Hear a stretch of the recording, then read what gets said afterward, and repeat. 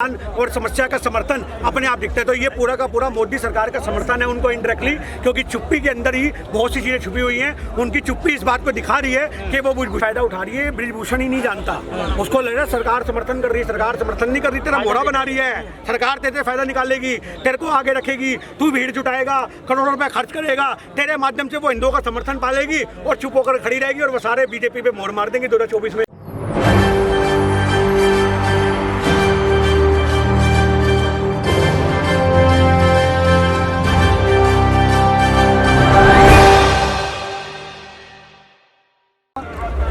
शोषण पर पोषण करने वाली बीजेपी सरकार क्या ब्रजभूषण शरण सिंह को बचाने का प्रयास कर रही है? एफआईआर दर्ज होने के बावजूद भी यहां पर ब्रजभूषण शरण सिंह पर अभी तक कोई कार्रवाई नहीं होती है। महज 1 महीने होने वाला है। विनेश फोगाट, साक्षी मलिक, तमाम महिला खिलाड़ी यहां पर प्रोटेस्ट कर रहे हैं। खाप पंचायत पहुंच चुकी है, किसान पहुंच चुके हैं, तमाम राजनेता पहुंच चुके हैं और जनता पहुंच चुकी है। जनता का जो एक समर्थन है, सबसे बड़ा समर्थन माना जाता है, लेकिन इसके बावजूद भी बीजेपी सरकार अभी तक चुप्पी तोड़ने को तैयार नहीं है। नमस्कार, आपके साथ मैं हूं ऋतिक सविता। स्वागत है आपका नेक्स्ट 9 न्यूज पॉलिटिकल बाइट में। हमारे साथ गिन्नी साहनी मौजूद, उनसे बात करने का प्रयास करेंगे और ये जानने का प्रयास करेंगे क्या ये शोषण का पोषण है। सर, आपका बहुत बहुत स्वागत है। सर, सबसे बड़ा सवाल मेरा यही है कि ब्रजभूषण शरण सिंह पर बीजेपी सरकार ने भी कोई चुप्पी नहीं तोड़ी है। क्या इसको मान लिया जाए फाइनली कि ये शोषण का पोषण है? देखिए, सबसे बड़ी बात यह है कि आज सारे ही शोषण के पोषण हैं। जितने भी बीजेपी के सांसद हैं, अगर आप उनकी लिस्ट निकालोगे तो ये खाली ब्रजभूषण अकेला नहीं है। आज ये तो महिलाओं जो पहलवान है, इन्होंने मोर्चा खोला है। कितनी गलियों के अंदर हमारी बहन बेटियां बैठी जिन्होंने मोर्चे खोल रखे हैं और उनकी तो एफआईआर भी नहीं लिखी जाती।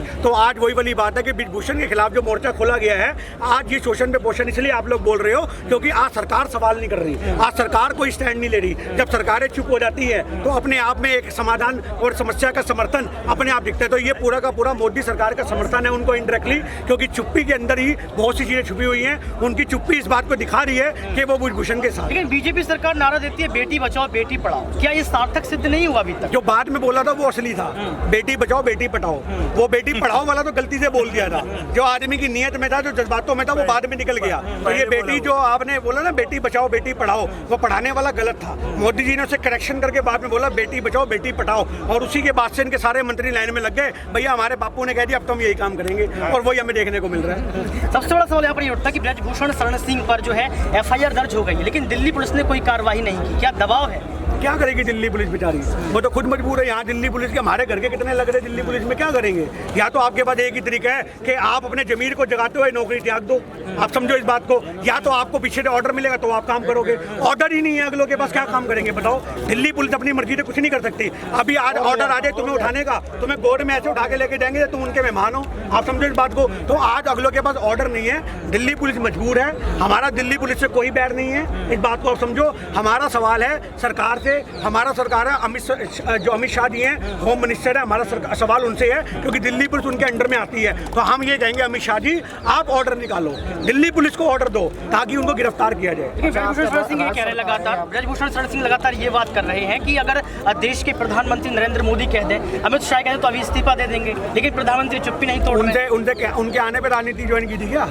ब्रजभूषण से ये पूछो क्या आपको मोदी ने कहा था बेटा ज्वाइन कर ले, या मोदी ने कहा था शोषण कर ले मैं बचा लूंगा? तो आज जब तुमने अपने कुकर्म करते वक्त मोदी से नहीं पूछा, तो आपने इतने गंदे काम करते हुए, हरकतें करते हुए, मेडल पे सवाल उठाते हुए मोदी से नहीं पूछा, तो इस्तीफे के लिए काहे को पूछ रहे हो भैया? तुम्हारा जमीर मर गया है? तुमने इतने कर्म करे, कुकर्म करे। अरे हमारे ऐसा आदमी होता ना हमारे ऊपर भाई साहब का, अगर औरत लांछन लगा दे ना कि सरदार ने मेरे को टेढ़ी आंख से देखा है, भगवान कसम मैं घर जाते थे कांप के घर जाऊंगा।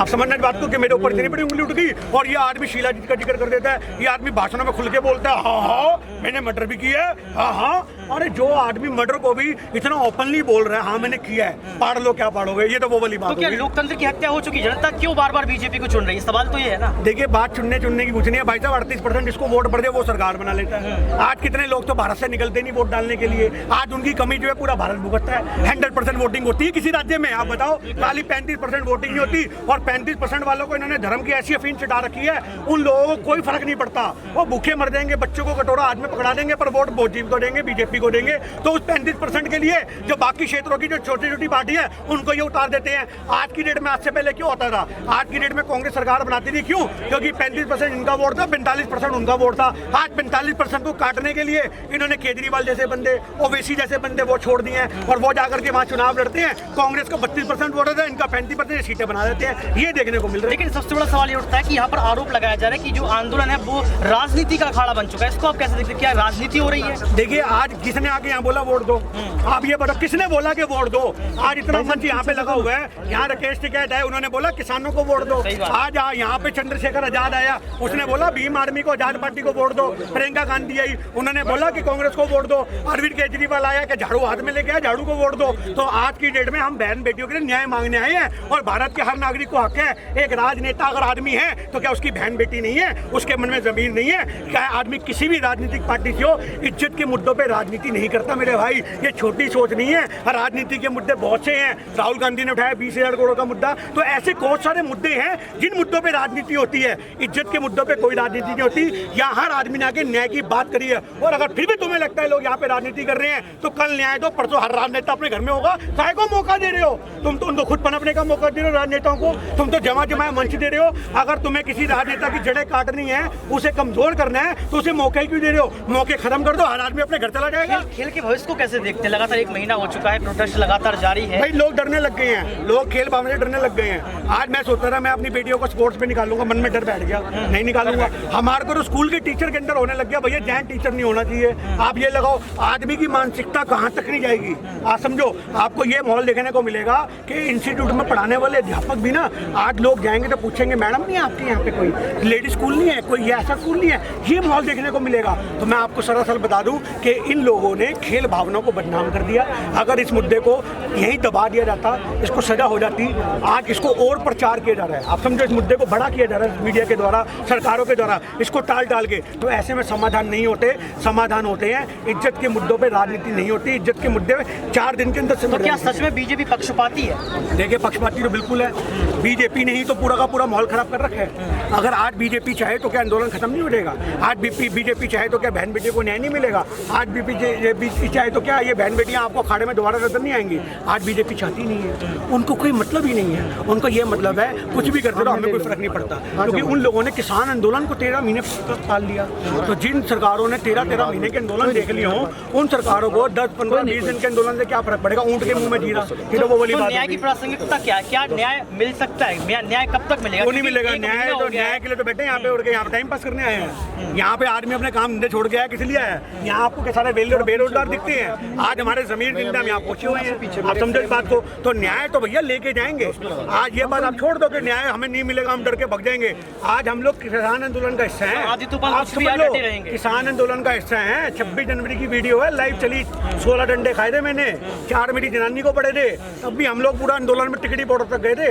डरने वाली कौम नहीं है, आप याद रखना इस बात को। बाहुबली बार-बार बोलते हैं ब्रजभूषण शरण सिंह को। बाहुबली तो ये है जिन्होंने देश के लिए मेडल दिया। इसको आप कैसे देखती है? बाहुबली जो शब्द दिया गया है, बाहुबली इसलिए बोलते हैं। एक आदमी ओपन बोलता है मैंने मर्डर किया, मेरा पढ़ लो, क्या पढ़ोगे? आप नहीं पढ़ पा रहे तो वो बाहुबली हो गया ना। या तो आप उसकी पूंछ पाड़ के दिखा दो, तू बाहुबली नहीं, हम बाहुबली है। तो सरकार कहीं ना कहीं उसको बाहुबली बनने का खुद मौका दे रही है। जिस आदमी के ऊपर सरकारों का संरक्षण होता है ना, आवाज ऐसी निकलती है। हम गली में छोटे छोटे होते थे ना, और हमें पता होता था हमारे बड़े बड़े 4 भाई हैं, तो चलते फिरते बच्चों की निक्कर उतार देते थे। पता कोई कुछ नहीं पाड़ सकेगा, भाई को आवाज मार देंगे। आप समझो, गली मोहल्ले के अंदर भी ये चीज हमने भी करी हुई है। हमें पता हमारा भाई खड़ा है पीछे, भैया कौन करेगा? आज हमारे पीछे ये सारे लोग खड़े हैं, हमारे को किसी अन्य पक्ष से डर नहीं होगा। आप समझो इस बात को। हमें पता हमारी भैया पूरे बापू बैठे हैं, हमारी पूरे के भाई लोग खड़े यहाँ पे। तो आज की डेट में उसके भीतर सरकार खड़ी है, हमारे पीछे तो आम आदमी है। भाई ये भी समझने की बात है। जब हमें आम आदमियों के समर्थन से हिम्मत मिलती है तो उसको सरकार से हिम्मत नहीं मिलेगी। सवाल ये रहेगा कि शक्ति प्रदर्शन होने वाला है 5 जून को। ये कहा जा रहा है कि तमाम साधु संत को जोड़ने का प्रयास करेंगे और तमाम लाखों की संख्या वहाँ लोग पहुँचने वाले हैं। तो क्या ये मान लिया कि ब्रजभूषण शरण सिंह भी एक आंदोलन को जन्म दे रहे हैं? देखिए, वो आंदोलन को जन्म नहीं दे रहे। ये आंदोलन के माध्यम से सरकार को पैतरा मिल गया। आज सरकार खुद चाहती है आंदोलन लंबा चले।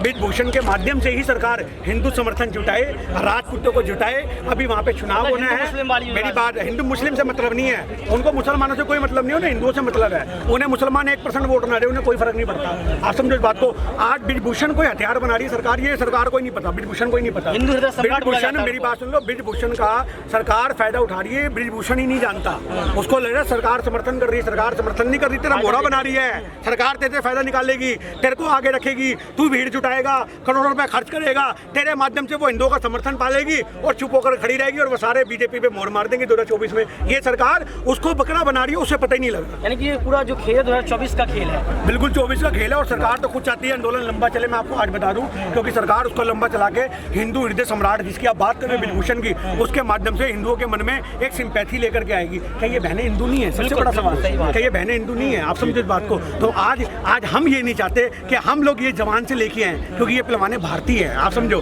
पर आज अगर तुम्हारी गंदी मानसिकता आती मेडल है, की कीमत 15 रुपए बता दी। देखिए वो तो आज आदमी की छोटी सोच होती है। जो आदमी जिस सोच का होता है उसको वो चीज़ दिखती है। मेडल भाई साहब कमाए जाते हैं, मेडल खरीदे नहीं जाते।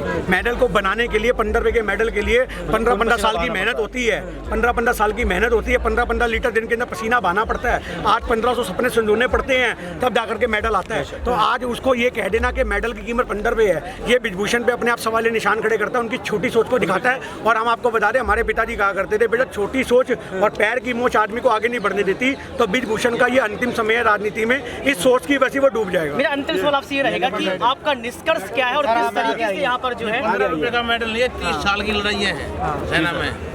मोहन रेड्डी कैप्टन से रिटायर, जो कि 30 साल मेहनत की है, ये मेडल ऐसे नहीं मिलता। बिल्कुल सही बात है कि इस तरीके की बात नहीं करना चाहिए।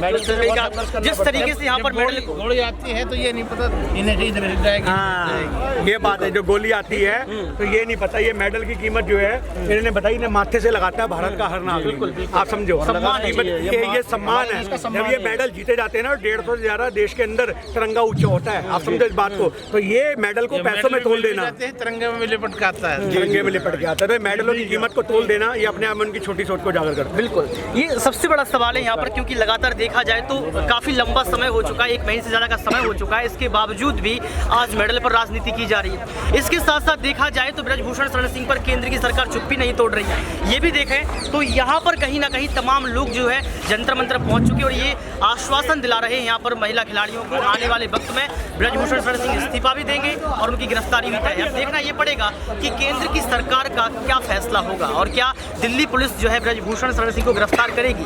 विनेश फोगाट, साक्षी मलिक जो सबूतों की बात कर रहे हैं, क्या उन सबूतों को जो है सुप्रीम कोर्ट में पेश किया जाएगा। आज की इस खास रिपोर्ट में बस इतना ही। देखते रहिए next 9 news political bite. Cameraman Sumit के साथ ऋतिक सविता।